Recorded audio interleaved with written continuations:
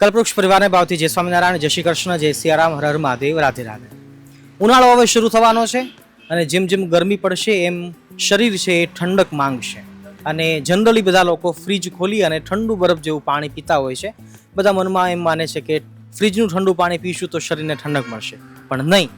ફ્રીજનું ઠંડુ પાણી એ ખરેખર શરીરને નુકસાનકારક સાબિત થાય છે. એવા અનેક વૈજ્ઞાનિક કારણો અને વૈજ્ઞાનિક રિસર્ચ છે એ હવેના સમયમાં સાબિત થઈ રહ્યા છે. આજે આપણે એક માટલાની દુકાને માટલા લેવા માટે આવ્યા છીએ. માટલાનું પાણી પીવાથી શું ફાયદા થાય છે અને માટીના વાસણોમાં બનતી રસોઈ છે એ શું ફાયદાકારક સાબિત થાય છે શરીર માટે, અને પહેલાંના આપણા પૂર્વજો હતા એ શા માટે માટીના વાસણોનો ઉપયોગ કરતા હતા, એનું ડીપ રિસર્ચ વૈજ્ઞાનિક કારણો સાથે આજના વિડીયોમાં આપણે સમજવા માટે પ્રયત્ન કરીશું.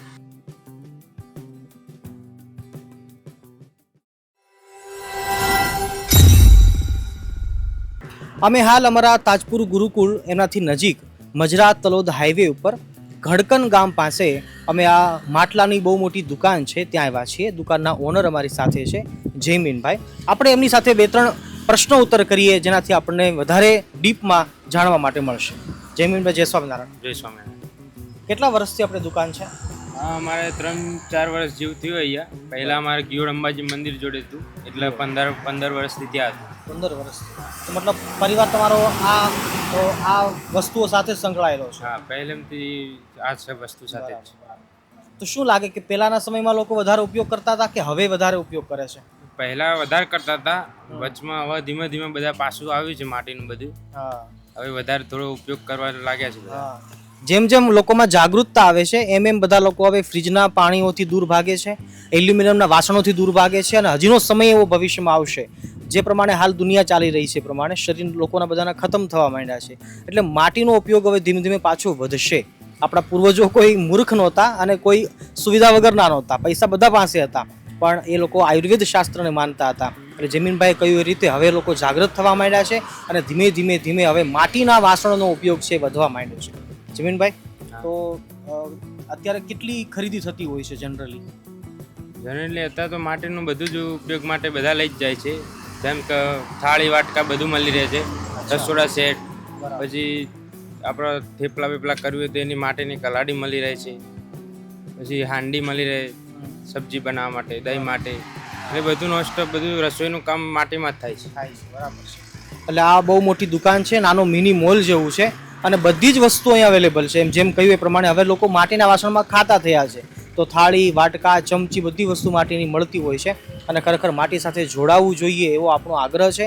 આપણું આયુર્વેદ શાસ્ત્ર એમ કહે છે, આપણા પૂર્વજો પણ એમ કહેતા હતા, અને હવેનું રિસર્ચ, હવે વૈજ્ઞાનિક લોકો પણ એમ કહેવા માંડ્યા છે કે માટી સાથે જોડાયેલો માણસ ક્યારેય પણ બીમાર નહીં પડે, ક્યારેય પણ દુઃખી નહીં થાય.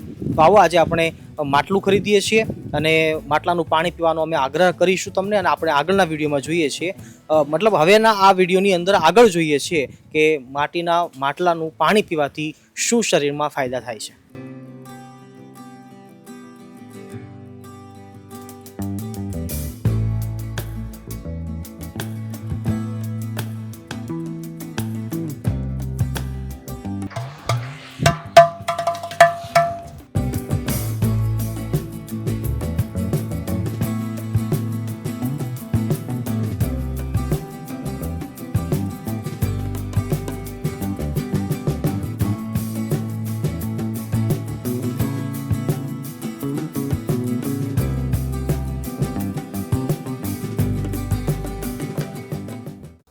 નમસ્તે ભક્તો.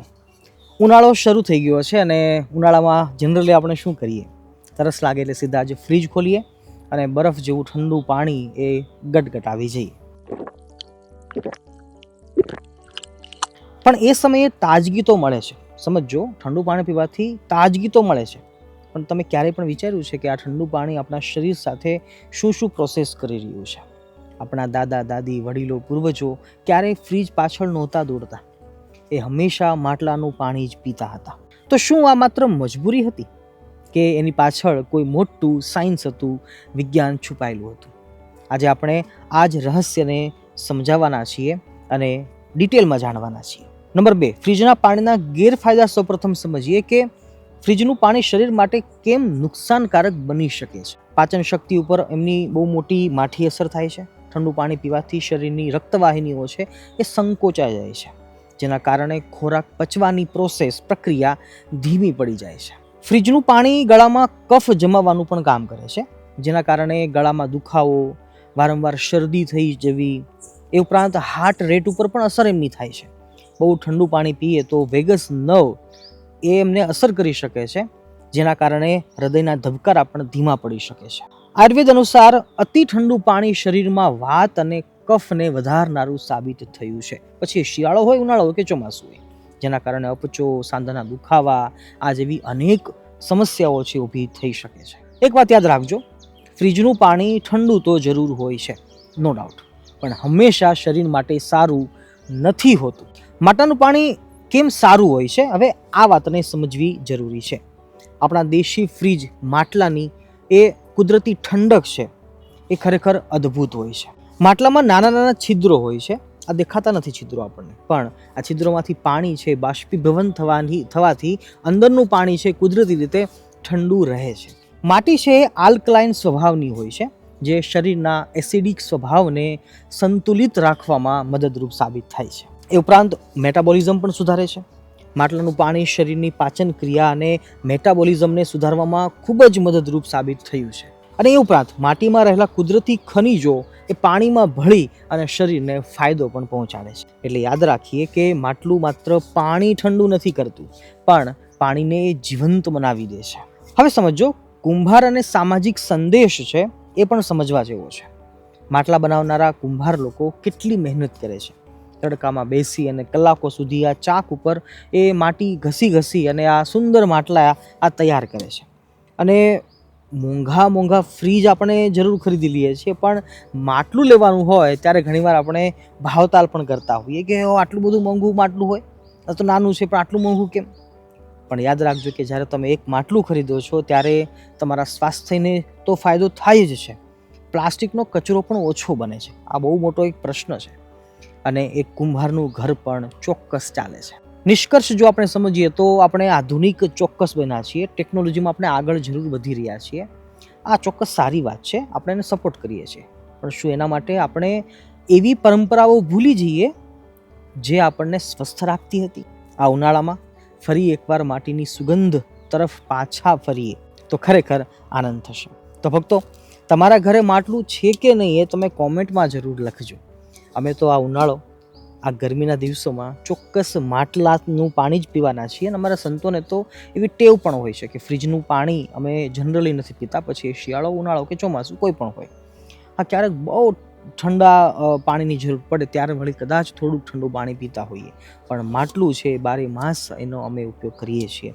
તો હું ચોક્કસ તમને પણ સલાહ આપું છું કે આ ઉનાળો 2026નો આપણો આ ઉનાળો, આ વર્ષ આપણે માટલાનું પાણી છે એ અજમાવીએ અને આપણા પૂર્વજોની પરંપરાઓને પ્રવર્તાવીએ તો ખરેખર આપણા સ્વાસ્થ્ય માટે ખૂબ જ એ ફાયદાકારક સાબિત થશે. તો આજના આપણા વિડીયોની અંદર મારો નાનકડો બસ એ જ સંદેશ છે કે આપણે આપણી પૂર્વજોની જે પરંપરાઓ છે એમાં આપણે પાછા આવીએ. જેમ હું અત્યારે બેઠો છું તો મારી પાછળ ખેતર તમને દેખાતું હશે. તો મેં પહેલાં કહ્યું ને કે સાયન્સના યુગમાં તો આપણે પ્રવેશી રહ્યા છીએ. આ 21મી સદીમાં આપણે એન્ટર કર્યા છીએ, પણ એનો મતલબ એવો જરા પણ નથી કે આપણા શરીરને સ્વસ્થ રાખવાની જે પરંપરાઓ છે આપણે એને ભૂલી જઈએ. તો ચોક્કસ યાદ રાખજો, તમે લાખોપતિ છો, તમે કરોડોપતિ છો, તમે અબજોપતિ છો, પણ જ્યારે કઢી ખાવી હશે ને ત્યારે ખાટી છાશની જરૂર પડશે, ચણાના લોટની જરૂર પડશે. બસ એ જ રીતે ગમે તેટલા મોટા થશો ત્યારે ખાવાની જરૂર પડશે, ત્યારે ગાય, ગામડું અને ખેતી, આ 3 સિવાય ક્યારેય પણ બચી નહીં શકાય. તો બસ છેલ્લે નાનકડી રિક્વેસ્ટ એટલી જ કરીશ કે ચોક્કસથી માટલાનું પાણી પીવાનો આગ્રહ રાખજો. ન કેવળ માટલાનું પાણી, પણ હવે તો સમય આધુનિક થયો છે તો કુંભાર લોકો પણ છે એ પણ આધુનિક થવા માંડ્યા છે, અને અનેક તમામ વસ્તુઓ છે એ બધી માટીની બનતી હોય છે. રસોઈ બનાવવાના જે વાસણો હોય છે એ પણ માટીના બનાવે છે, જમવા માટેની જે થાળીઓ, વાટકા હોય છે, ચમચી હોય છે એ પણ માટીની બનાવે છે, ગ્લાસ સુદ્ધા પણ માટીના બનતા હોય છે. દરેક વસ્તુ માટીમાંથી બનતી આપણને મળી રહે છે. નો ડાઉટ એ ડેમેજ છે એ થોડાક એના અઘરા હોય છે, એકવાર ફૂટી ગયું, હાથમાંથી પડી ગયું તો પ્રોબ્લેમ થાય. પણ જો આપણા ઘરની અંદર નાના બાળકો નથી અને હવે આપણે વડીલ છીએ, નિવૃત્ત અવસ્થામાં છીએ, તો ચોક્કસથી કાચ અથવા તો પ્લાસ્ટિકના વાસણો વાપરવાનું બંધ કરીએ અને માટીના વાસણો જો વાપરવાનું ચાલુ કરીશું તો ખરેખર બહુ જ ફાયદાકારક થશે આપણા માટે, આપણા શરીર માટે, આપણા પરિવાર માટે. અને સાચું કહીએ તો પ્લાસ્ટિક ઇત્યાદિનો કચરો જો બનતો બંધ થશે, ઉપયોગ કરાતો બંધ થશે, તો ફ્યુચરમાં આપણા સૌ માટે ખૂબ જ એ ફાયદાકારક સાબિત થશે. ભવિષ્યનું વર્લ્ડ છે, ભવિષ્યની દુનિયા છે, ખરેખર સુધરી જશે અને એમને ખૂબ જ ફાયદો થશે. તો નતમસ્તક થઈ અને વિનંતી કરું છું કે તમે પણ આ ઉનાળામાં માટલાનું પાણી પીવાનો આગ્રહ રાખજો અને માટીની વસ્તુઓ વાપરવાનો આગ્રહ રાખજો. બસ એ નમ્ર વિનંતી સાથે અત્રૈવ વિરમામી નમામી યામી ચ. સૌ ભક્તોને ભાવથી જય સ્વામિનારાયણ, જય શ્રી કૃષ્ણ, જય સિયારામ, હર હર મહાદેવ, રાધે રાધે.